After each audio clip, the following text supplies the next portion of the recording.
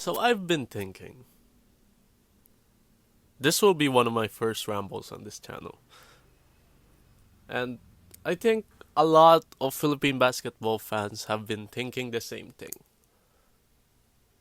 Will Kai Sotto be drafted into the NBA? If you really think about it, and when you watch his game as religiously as I did for the past year or so when he came to the NBL, um, it's a very low chance if I'm being honest. What he showed in Australia is glimpses. Glimpses of being great.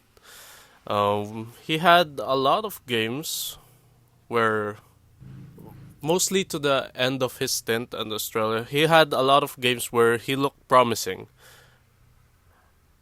If I just look at his stats page, we have we have a game here with 21 points against the Brisbane Bullets. We have 16 points against, I think this is the Taipans, and we have 12 points against New Zealand Breakers. 12 points and 4 blocks. So I think that's his best game of all his stint in Australia. But the problem with Kai Sotto is that he didn't really dominate Australia, or he didn't really do great at a high consistent level. He didn't really do that. The good games were few far in between. If I just read his averages of 7.5 points, 4.5 rebounds, and 50% field goals for a 20 year old, that's actually pretty good. And that's actually pretty similar to what most would consider as a top 10 pick in Usman Zheng of the New Zealand Breakers, which is not. I'll just round up, which is 9 points, 3 rebounds, and 40% field goals.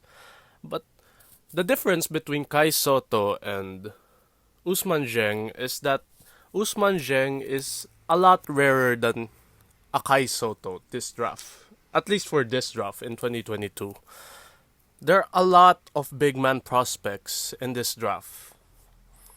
And Usman Zheng is more of, let's say, similar to what Giannis was. Giannis Antetokounmpo was in, I think, 2013? I don't remember what draft he was. He's more of a freak, a unicorn. And from what I've seen in Usman Zheng, there's a lot more defensive potential. And when you look at the NBA draft, potential comes first. From what we've seen, Kai Sotto has potential. But there's also a lot of negatives with Kai Sotto's game. Sure, he's very tall. He's actually pretty agile for his size. And he's actually shown a lot of skills, some skillful moves in his moveset, where he takes one dribble, then puts it up. He lifts the ball up over his opponent. The hook shot, yeah. But there's also a lot of negatives. For one, I don't think that his shooting is at the level of what he expects, or what we expect from his interviews, or what his trainers are saying. They say that he's a stretch four, but he hasn't really shot it at the volume and at the efficiency that would constitute to that. Watching him in Australia, he gets into a lot of foul trouble. That's my biggest concern with him. And looking at the draft prospect list for big men, there's a lot of big men in this class. And I don't even think that first round is realistic at this point. I think what's most realistic is the bottom tier of the second round or undrafted. Because looking at the big board, we see, in the second round at least, we see Yannick and Souza, we have Trevion Williams, Ismail Kamagate, Khalifa Diop, Kofi Coburn, Fan Bojeng, Carlo Matkovic, John Butler. There's a lot of names. That's just centers. You know, there's a lot of names out there that are like that have proven a lot more in older prospects, more veteran type prospects who have played in the NCAA, which is very easy for NBA scouts to find. We have people like Trevion Williams, yeah, Kofi Coburn, multiple year players in the NCAA who have done it in college. But I am hopeful. And why shouldn't I? This should be the first pure blood Filipino that could realistically step on a NBA floor. He just is. He is the best chance for the Philippines. And I think it would be wrong to be so negative about him. So I am hopeful. And I hope that he can make it to the end of the second round. I hope that even if he is undrafted, he could end up on a G League roster or something, or get signed to an NBA team even if he was undrafted, like so many other players.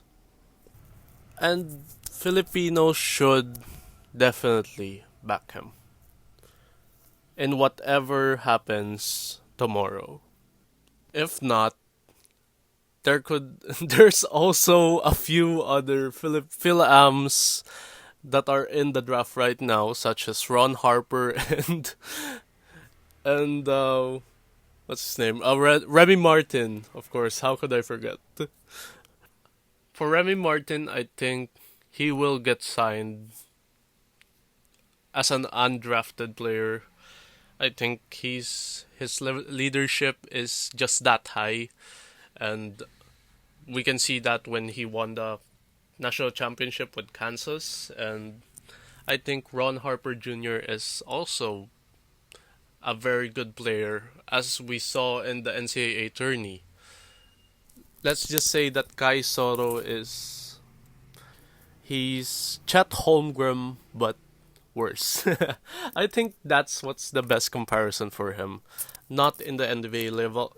Not in the NBA level. I don't think there's a comparison for that type of player. Maybe Porzingis, but Kai Sotto looks to be better defensively than Porzingis, if I'm being perfectly honest. But you know, comparisons aside, let's just hope that maybe, and it's that hope that kills. For the smaller nations, especially the Philippines, it's that hope that kills. It's that hope that turns a lot of people against you. Let's just hope that Kai Sotto does make it. Forgot to mention that Kai Sotto has participated in a few workouts with NBA teams. There's one with the Kings last week, and this week with the Pacers. So hopefully that helps his draft stock. But from recent rumors, I don't think that there's been much movement with his stock. For one, he wasn't even invited in the NBA draft combine, so we'll see.